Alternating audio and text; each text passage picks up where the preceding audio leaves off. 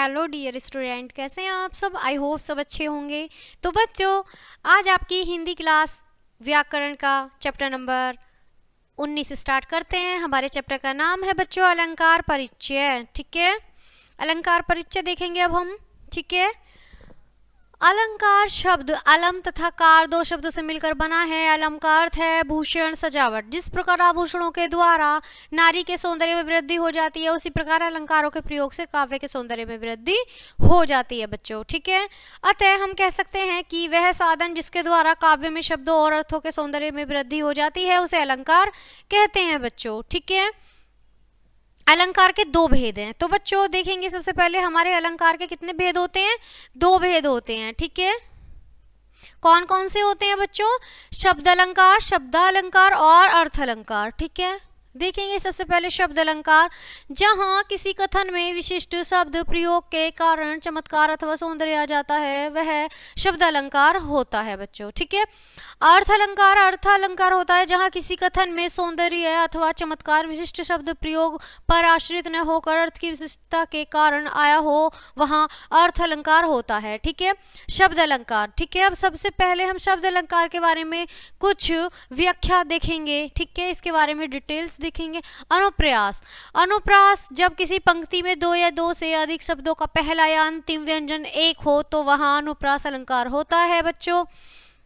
जैसे मुदित महीपति मंदिर आए, सेवक सचिव सुमंत बुलाए। ठीक है, तरनी तनुजा तमाल तरुवर वहु उछाए। ठीक है, विमल वाणी ने वीणा ली कमल का कमल कोमल कर। ठीक है, शेष महेश गणेश दिनेश सुरेश हो। ठीक है, कल कथा कहते अनेकों नदी निर्झर और नाले। ठीक है, जो खग है जो बसेरो करो मिली, कालिंदी कुल कंदव की डरना। ठीक है, डारन। आगे देखेंगे यमक अलंकार, बात करेंगे बच्चों यमक अलंकार की। यमक में है बच्चों जहां शब्दों की आवृत्ति दो या अधिक बार हो किंतु उनके अर्थ अलग अलग हो, वहां यमक अलंकार होता है। दूसरे शब्दों में कहें कि जहां अनेकार्थ शब्दों की आवृत्ति हो, जैसे काली घटा का घमंड घटा, नभ मंडल तारक बृंद खिले। घटा शब्द के दो विभिन्न अर्थ हैं, घटा काले बादल, घटा कम हो गया। ठीक है, कनक कनकते सोगुनी मदकता अधिक आए। एक कनक का अर्थ है धतूरा, एक मादक का पदार्थ तथा दूसरे कनक का अर्थ है सोना। ठीक है, तो बच्चों अब देखेंगे श्लेष अलंकार के बारे में। जिस काव्य पंक्ति में किसी ऐसे शब्द का प्रयोग हो जिसके दो अर्थ हों और दोनों ही अर्थ पंक्ति के अर्थ को जानने के लिए आवश्यक हो, जैसे मधुवन की छाती को देखो, सूखी इसकी कितनी कलियां। यह कलियां के दो अर्थ हैं, कलियां खिलने से फूल की दशा, कलियां यौवन से पहले की अवस्था। ठीक है बच्चों, आगे देखेंगे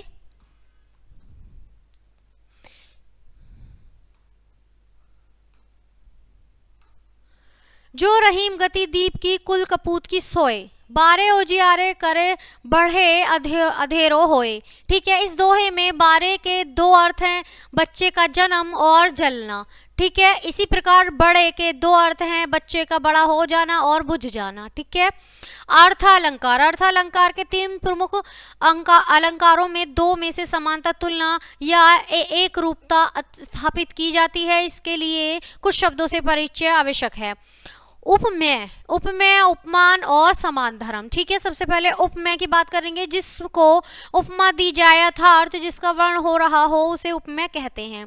उपमान जिससे उपमेय की तुलना की जाए उपमान कहलाता है। समान धर्म वह विशेषता जो उपमेय तथा उपमान दोनों में हो। ठीक है बच्चों, प्रमुख अर्थालंकार इस प्रकार है। उपमा जब किसी व्यक्ति या वस्तु की किसी श्रेष्ठ व्यक्ति या वस्तु से तुलना की जाती है तो वहाँ उपमा अलंकार होता है बच्चों। इसमें सम समान सी से जैसे शब्दों द्वारा समानता दर्शाई जाती है, जैसे मखमल के झूल पड़े हाथी सा टीला, नील गगन सा शांत हृदय था सो रहा, सांप सी काली लताएं। ठीक है, यह देखिए अरविंद से शिशु वृंद कैसे सो रहे हैं।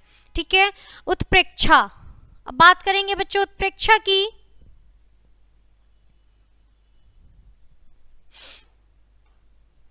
बच्चों उत्प्रेक्षा जब उपमेय में उपमान की संभावना तथा अथवा कल्पना प्रकट की जाती है तो वहां उत्प्रेक्षा अलंकार होता है। इसमें मानो, मानो, मनु, मनुहु, जानो, जनु, जनुहु, ज्यो आदि शब्दों द्वारा संभावना या कल्पना प्रकट की जाती है बच्चों। जैसे उस काल मारे क्रोध के तनु कांपने उनका लगा, ठीक है। मानो हवा के जोर से सोता हुआ सागर जगा, ठीक है। कहते ही उतरा के नेत्र जल से भर गए, हिम किरणों से पूर्ण मानो हो गए पंकज नए। ले चला मैं तुझे कनक ज्यो भिक्षु लेकर स्वर्ण झनक, ठीक है। सोहत ओढ़े पीत पर श्याम सलोने गात, मनो नीलमणि सेल पर आह आतप परस्यो प्रभात, ठीक है बच्चों। आगे देखेंगे रूपक। अब बात करेंगे रूपक की, ठीक है। जहां उपमेय और उपमान को एक कर दिया जाता है अर्थात उपमान को उपमेय पर आरोपित कर दिया जाता है, वहां रूपक अलंकार होता है बच्चों, ठीक है। अंबर पनघट में डूब रही तारा घटघट उषा नगरी, ठीक है। सेकंड लाइन है हमारी, अपने सहस्त्र दृग सुमन फाड़, ठीक है। तीसरी लाइन है, पायो जी मैंने राम रतन धन पायो, ठीक है। चौथी लाइन है हमारी, शशि मुख पर घूंघट डाले अचल में दीप छुपाए। पांचवी लाइन है, चरण कमर पर बली बली जाऊं, ठीक है। अब यहाँ पर है बच्चों अतिशयोक्ति, ठीक है। जहां किसी व्यक्ति या वस्तु का वर्ण बहुत अधिक बढ़ा चढ़ाकर किया जाता है वहां अतिशयोक्ति अलंकार होता है। जैसे देखेंगे बच्चों,